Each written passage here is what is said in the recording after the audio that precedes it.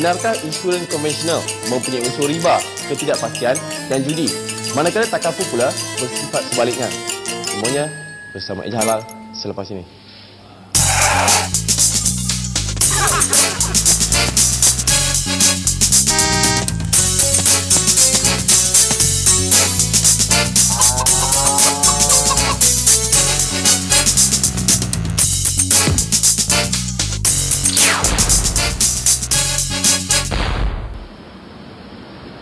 Assalamualaikum. Minggu ini Eja Halal akan mengupas isu takaful dan insurans. Saya pasti ramai di luar sana yang keliru tentang perkara ini.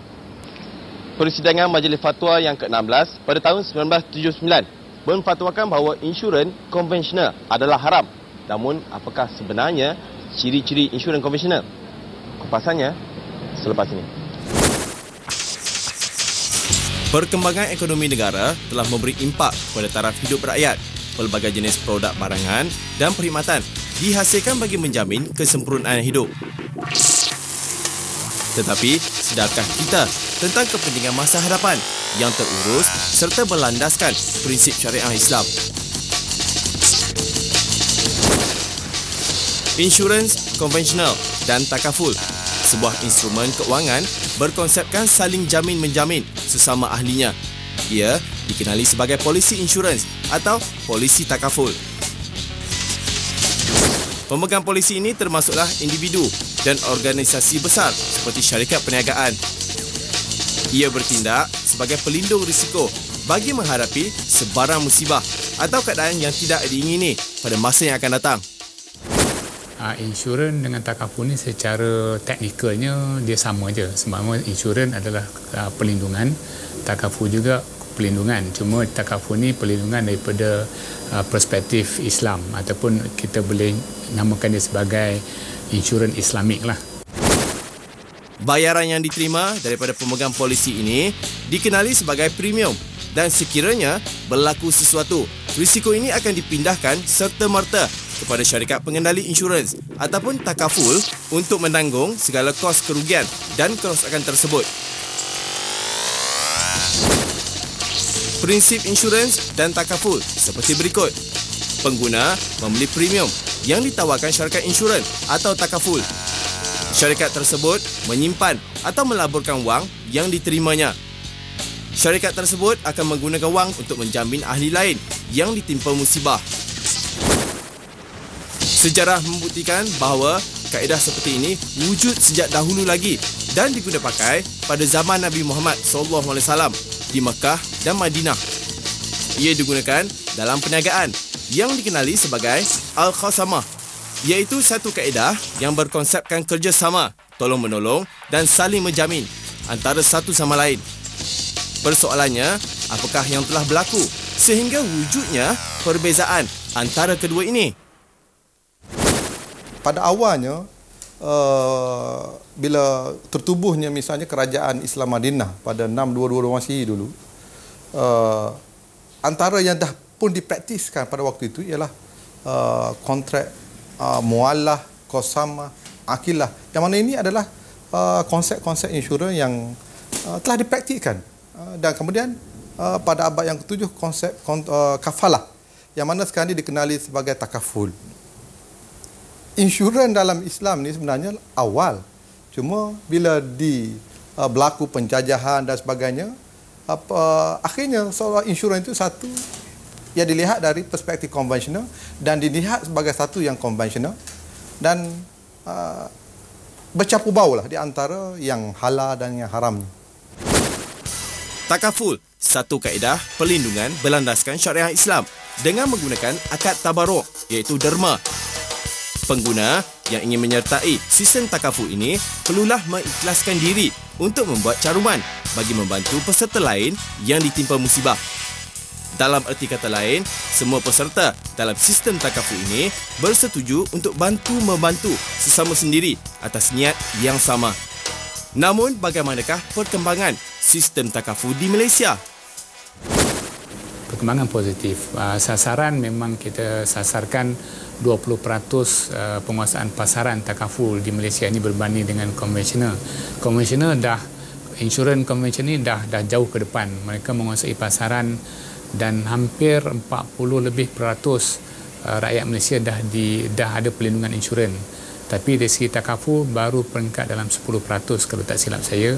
Jadi perkembangan tu ada tapi agak tidaklah serancak konvensional insurans.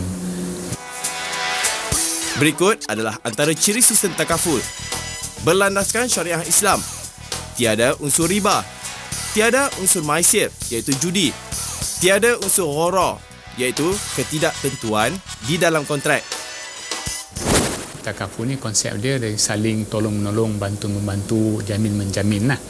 Dan dia kalau kita ambil asas ayat daripada surah Al-Ma'idah, hendaklah kamu tolong-menolong dalam kerja-kerja ketakwaan dan jangan kamu tolong-menolong dalam kerja-kerja kemaksiatan. Itu antara perbezaan yang agak ketara dan mudahlah kita fahami. Insurans ni dia berteras kepada konsep-konsep yang kad jual beli yang tidak memenuhi kehendak-kehendak syarak.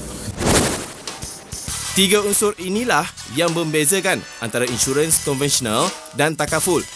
Masing-masing berasaskan konsep yang sama, tetapi disebabkan wujudnya unsur tersebut pada insurans konvensional menyebabkan ia difatwakan haram. Amalan riba dalam perbankan konvensional perkara yang tidak asing lagi didengari umat Islam. Tetapi sedarkah kita dalam sistem insurans konvensional juga tidak terkecuali dari masalah ini? Riba di dalam insurans konvensional dikaitkan apabila berlaku proses tuntutan pampasan dari pemegang polisi ke atas syarikat pengendali insurans tersebut. Bagaimana pula perkara ini boleh berlaku? Riba ni ialah satu yang diharamkan oleh Al-Quran, haram oleh hadis, dan ada pelbagai jenis riba sebenarnya. Tapi secara mudahnya riba ni ialah satu penambahan, satu pertambahan yang tidak dibenarkan oleh hukum syarak. Berarti dalil asasnya wa halallahu al-bai' wa harrama riba. Halal jual beli, haram riba. Gharar dan maisir, dua lagi unsur haram yang terdapat dalam insurans konvensional. Kupasannya selepas ini. Sehingga kini ramai di antara umat Islam yang masih lagi memiliki serta membeli insurans konvensional, sedangkan apa-apa sahaja yang berkaitan dengan insurans konvensional adalah haram. Namun, wujudkah alternatif lain bagi menggantikan insurans konvensional ini? Insurans konvensional dan takaful masing-masing menawarkan dua jenis perlindungan yang merangkumi perlindungan am dan perlindungan hayat. Perlindungan am merangkumi segala musibah seperti kebakaran, kemalangan dan harta benda. Manakala perlindungan hayat pula merangkumi musibah pemegang polisi, merangkumi kos perubatan, kos pendidikan, pelaburan, perniagaan dan lain-lain. Masyarakat Islam kini kurang kesedaran dan pengetahuan dalam memilih pelan perlindungan yang bertepatan dengan syariah Islam. Masih ramai yang berminat untuk memilih insurans konvensional berbanding takaful. Keperluan perlindungan ni memang semua pun ambil remeh. Ya, pasal kalau kita tengok dari dua sudut perancangan ni, perlindungan dan pelaburan, selalu orang lebih excited nak cerita tentang pelaburan. Perlindungan ni orang tak nampak sebagai penting sebab dia kata, alamak, ini bila saya mati baru ada manfaat. Keputusan Persidangan Majlis Fatwa Kebangsaan kali ke-16 pada tahun 1979 telah membawa kepada pengharaman sistem insurans konvensional. Unsur gharar iaitu ketidaktentuan di dalam insurans konvensional sangat jelas berlaku. Ini dapat dilihat apabila kedua-dua pihak sama ada pemegang polisi mahupun syarikat pengendali insurans ini saling tidak mengetahui bilakah akan berlakunya musibah tersebut. Gharar ni kabur, ketidakjelasan. Tidak jelas dalam kontrak. Satu-satu kontrak yang tidak jelas itu tidak dibenarkan oleh hukum syarak. Kabur dalam kontrak. Umpamanya seorang tu masuk satu premium insurans, dia bayar berapa sejumlah wang, kemudian macam mana dia akan dapat, bila dia akan dapat, kalau kemalangan macam ni berapa, kalau macam, jadi itu ketidakpastian dan mungkin dia tak akan dapat apa-apa ganjaran dan sebagainya. Itu dikatakan gharar. Unsur horor ini seharusnya dielakkan dalam apa jua muamalah sekalipun. Manakala unsur maisir iaitu judi pula dapat dikaitkan apabila pemegang polisi tidak mengetahui berapakah jumlah yang akan diterima apabila berlaku musibah. Adakah ianya mencukupi ataupun merugikan? Manakala maisir pula adalah merupakan, kalau diterjemahkan dalam bahasa Melayu, ialah berbentuk perjudian. Jadi perjudian ini adalah sebarang bentuk urus niaga, tindak tanduk ataupun jual beli, di mana semata-mata hasil yang diperolehi nanti itu adalah semata-mata berdasarkan kepada nasib semata-mata. Bukanlah berdasarkan kepada usaha yang dilakukan oleh pemodal ataupun pihak yang menerima modal tersebut. Ringkasnya, segala perkara berkaitan dengan sistem insurans konvensional dikira sebagai haram. Tidak kiralah polisi pelindungan seperti pelindungan am ataupun pelindungan hayat. Sudah pasti perkara ini menggemparkan mereka yang mendengarnya kerana kedua-dua jenis perlindungan ini sangat diperlukan. Insurans konvensional adalah sebuah sistem iaitu akad jual beli yang berteraskan keuntungan.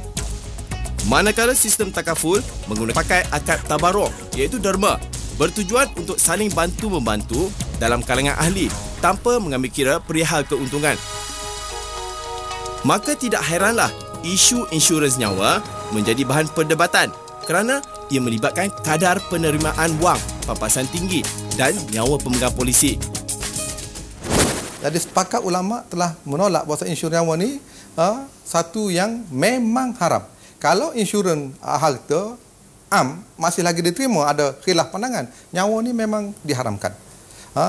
Dan sebab-sebab sama juga, iaitu masalah asas pokok sekali ialah sebab riba tadi, dan selain pada itu akad itu sendiri. Ia boleh dilihat apabila pemegang polisi meninggal dunia. Wang pampasan yang diterima oleh waris pemegang polisi tersebut sangat tinggi. Maka di sini wujudlah ketiga-tiga unsur yang dinyatakan sebelum ini, iaitu riba, judi dan ketidaktentuan. Tujuannya adalah baik dengan tujuannya untuk menjamin keluarga. Tetapi sekalipun sedemikian, ini tidak boleh dikatakan telah menghalalkan insurans nyawa yang telah diharamkan tadi. Dan kita perlulah memberi suatu kesedaran kepada mereka yang masih membeli polisi-polisi insurans nyawa ini, kemungkinannya melalui tarbiyah dan juga melalui pemberitahuan yang lebih giat lagi. Wang pampasan yang diterima oleh pemegang polisi insurans konvensional jelas mempunyai unsur riba. Ianya tidak boleh diwarisi oleh ahli keluarga pemegang polisi tersebut kerana hukumnya adalah haram. Ini dikuatiri berkemungkinan syarikat insurans konvensional tersebut telah melaburkan wang caruman itu ke syarikat lain yang mengamalkan unsur tidak berlandaskan syariah Islam. Tetapi perkara ini terkecuali dalam beberapa hal. Muzakarah Jawatan Kuasa Majlis Fatwa Kebangsaan pada yang ke-94 telah pun menggariskan bahawa manfaat insurans tersebut adalah haram kecuali jumlah yang bersamaan dengan premium yang dibayar. Jadi jumlah yang bersamaan dengan premium yang dibayar itu boleh diambil oleh peserta ataupun waris peserta tersebut. Bakinya seharusnya disalurkan kepada Baitumal untuk tujuan-tujuan umum. Tetapi diberi kelonggaran keharusan sekiranya ada waris-waris yang kategorinya fakir dan miskin boleh menggunakan manfaat daripada insurans tersebut sekadar keperluan. Berikut adalah perbezaan insurans konvensional dan takaful mengikut jadual.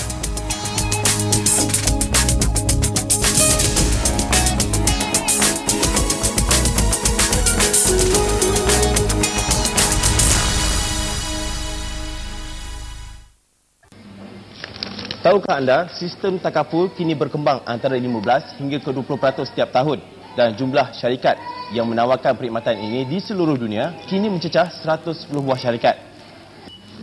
Walau bagaimanapun, adakah kita benar-benar jelas tentang pelaburan yang kita lakukan, cara-caranya dan manfaatnya di masa hadapan? Dan yang paling penting, ia haruslah berlandaskan syariah Islam.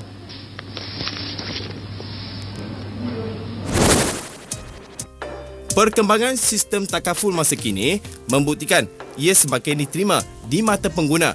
Konsepnya yang jauh dari unsur penindasan telah menaikkan lagi prestasinya setiap tahun. Bagi memastikan pergerakan takaful di Malaysia lebih terjamin, industri ini dikawal selia oleh Akta Takaful 1984. Akta ini memberi garis panduan supaya aktiviti takaful selari dengan kehendak syariah Islam.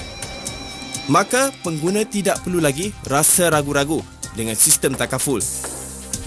40% rakyat di Malaysia sudah pun memiliki insurans konvensional berbanding sistem takaful yang bergerak agak perlahan. Lebih kurang 10% sahaja dari rakyat Malaysia menggunakan sistem takaful. Tindakan yang sewajarnya perlu diambil oleh pelbagai pihak bagi mengembangkan lagi sistem ini.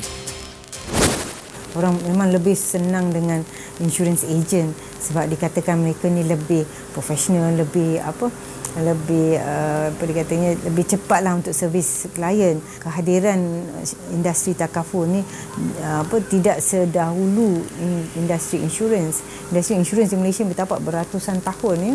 Malah kita ada syarikat-syarikat gergasi yang datang sini sebelum ada apa-apa takaful, syarikat takaful wujud pun. Tetapi itu memberi cabaran kepada mereka pemain industri takaful untuk terus cepat ambil peranan yang penting dan memberi khidmat yang begitu baiklah. Maksudnya kalau servicing factor untuk insurance agent ni dah hebat, dah dipandang hebat oleh masyarakat awam, mereka yang dalam industri takaful sekarang kena tampil lebih hebat.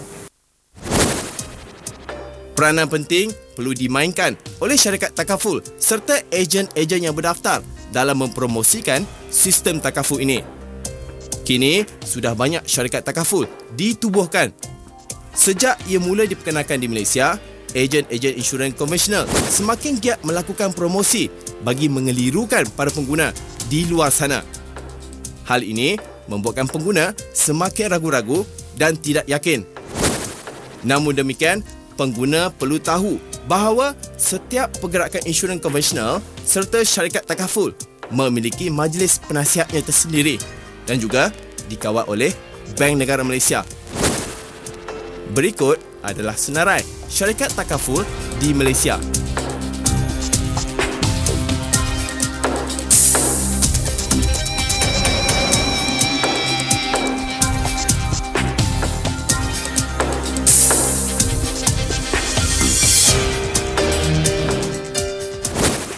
Dewasa ini pelbagai jenis musibah atau kecelakaan boleh berlaku, tidak kira kepada sesiapa pun, sama ada melibatkan individu dan juga ahli keluarga.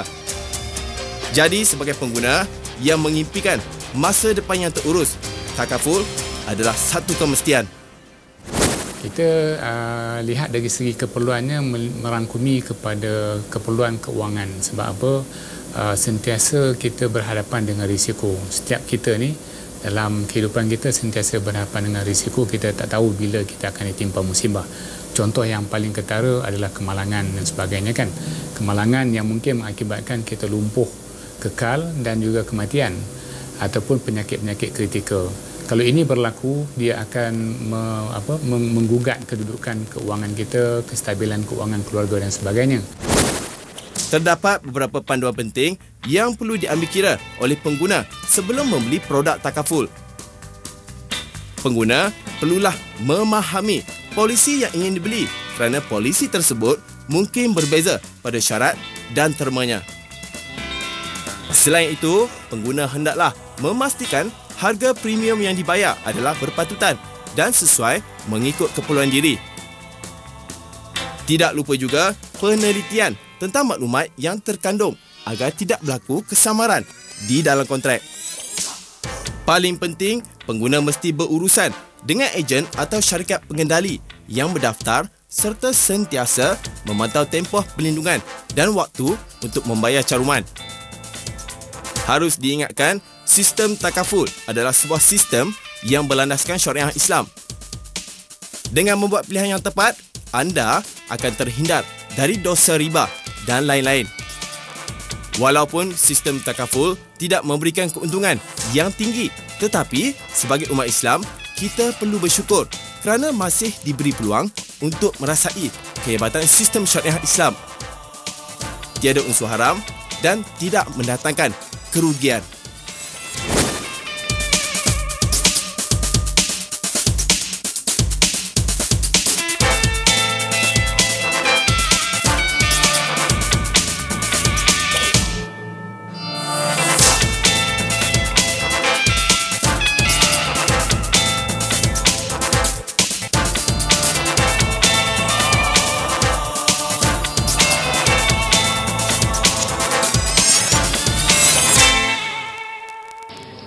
Sebagai pengguna, pastikan apa jua yang anda lakukan setiap hari ianya haruslah berlandaskan syariah Islam. Dan ingat, setiap pelaburan yang anda lakukan haruslah memenuhi kehendak Islam. Jangan lupa layari Facebook kami, dan sesungguhnya mencari yang halal itu fardu bagi setiap Muslim. Sehingga berjumpa lagi dalam Meja Halal. Assalamualaikum.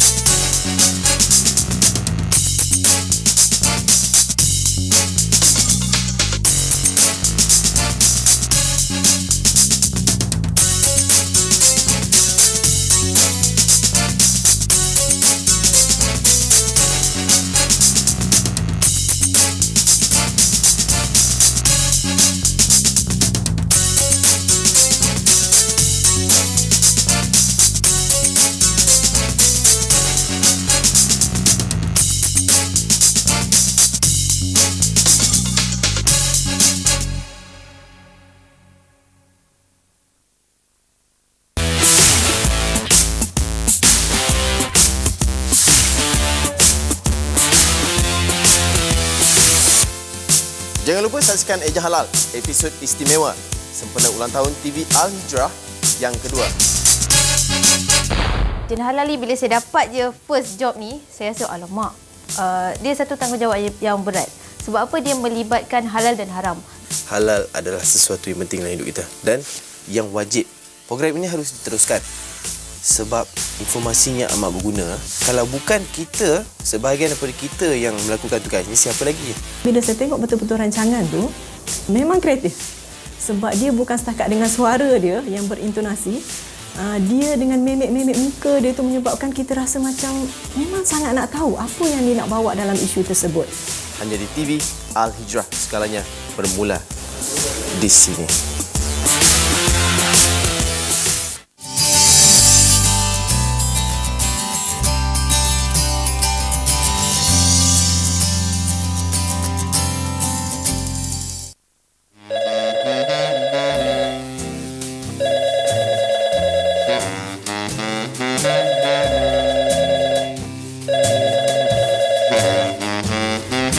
Selamat petang.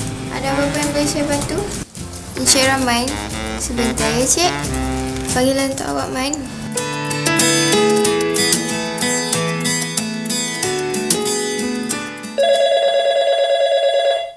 Selamat pagi. Terima kasih kerana menghubungi kami. Ada apa yang boleh saya bantu? Bersama-sama kita amalkan nilai-nilai murni.